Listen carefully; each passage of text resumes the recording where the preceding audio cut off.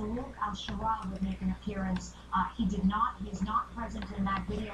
The opposition has said that that vice president has in fact defected him and he's on his way out of the country, but the regime, of course, is denying that. Clarissa, I also want to ask you about the UN observers. They have left the country. What does that mean for peace efforts inside Syria? Well, the main role of these UN observers was essentially to watch over or look after the ceasefire that was one of the points of Kofi Annan's 6-point peace plan. That ceasefire, in fact, was never really actually implemented. The UN has now appointed a new Syria envoy, Lakhdar Brahimi. He is a veteran UN diplomat. He has worked as an envoy to Iraq and to Afghanistan. But, of course, it remains to be seen whether he will have any more success than his predecessor. Clarissa Ward from Beirut. Clarissa, thank you.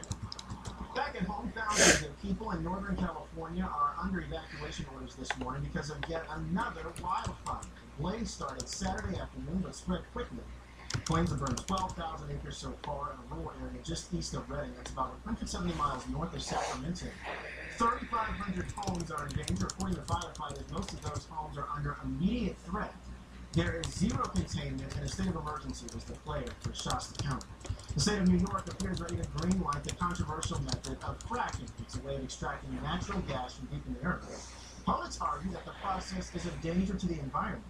New York has long been a holdout, but CBS News is learning the state will not only allow fracking, but will release guidelines for it after Labor Day.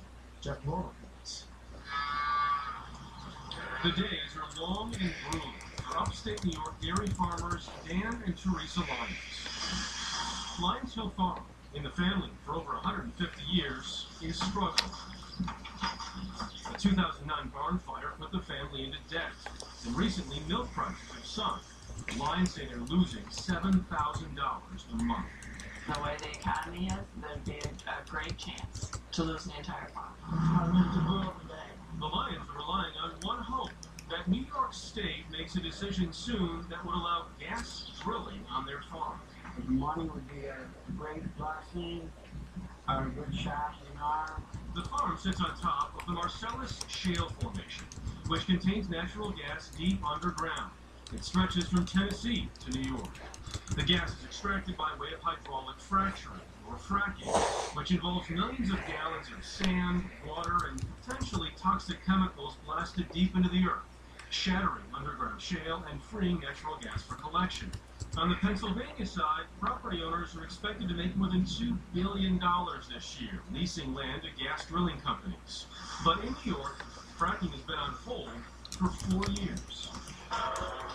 Environmental concerns in other states have led to closer scrutiny of fracking. In Albany, New York's Department of Environmental Conservation, responsible for writing the regulation, says if high-volume hydraulic fracturing moves forward in New York, it will do so with the strictest standards in the nation. These wells are inherently unsafe. Sandra Steinberg is an environmental biologist. When you shatter the bedrock, it's not only full of methane, it's full of benzene, it's full of toluene, it's full of a lot of poisonous hydrocarbons. The Lyons family says they have seen safe drilling across the border, and they'll take their chances. I'm Jeff Moore, CBS News, New York. More news coming up on a Monday morning. This is CBS News Up to the Minute. We're back in 2 minutes.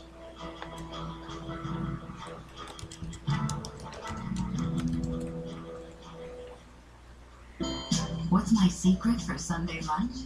My Little Helpers and 100% natural French's yellow mustard. It has 0 calories for me and a taste my family loves. Before Allegra, allergies kept Ella from joining the fun. After Allegra, she's back catching fireflies because Children's Allegra gives Emma effective, long-lasting, non-drowsy relief of her toughest symptoms. After Children's Allegra, kids have it all. True love will find you in the end. Only if you're looking can it find you.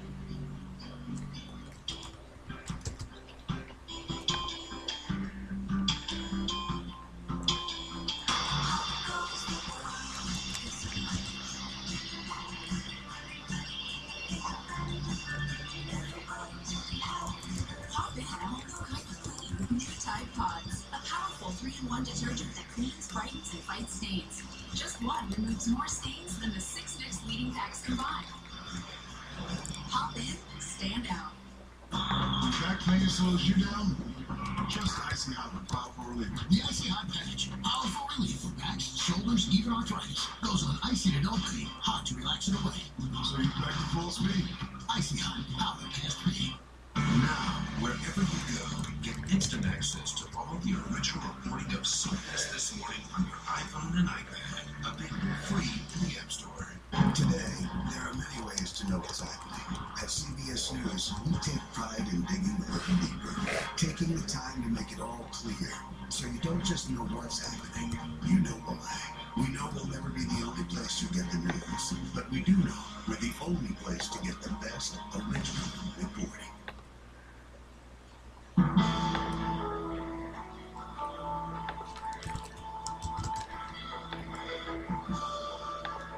WikiLeaks founder Julian Assange appeared in public for the first time since taking refuge inside Ecuador's embassy in London 2 months ago. Last week, the South American nation granted Assange political asylum as he fights to avoid extradition to Sweden on sex crimes allegations.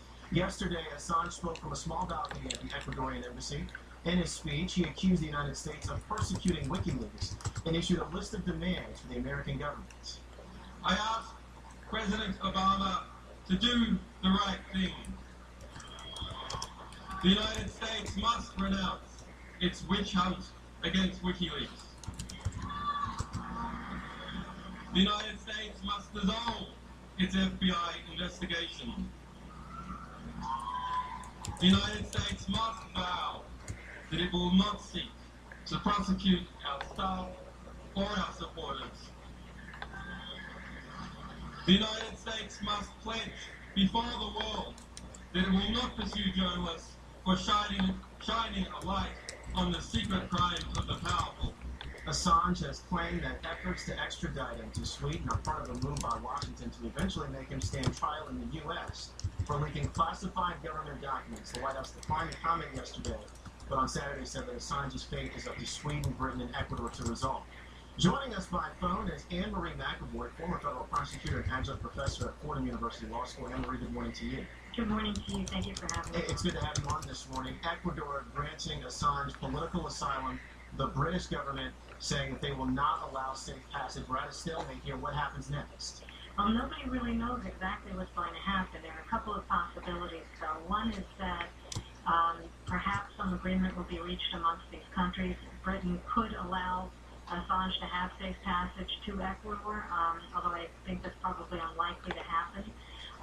Britain also has the option, apparently, under some of its laws, to essentially no longer treat the embassy as territory of Ecuador, which is the way it would be treated right now, and so that they could actually enter and take Assange out. It's a law that they don't put into effect very often, but they could take away their diplomatic rights to that property.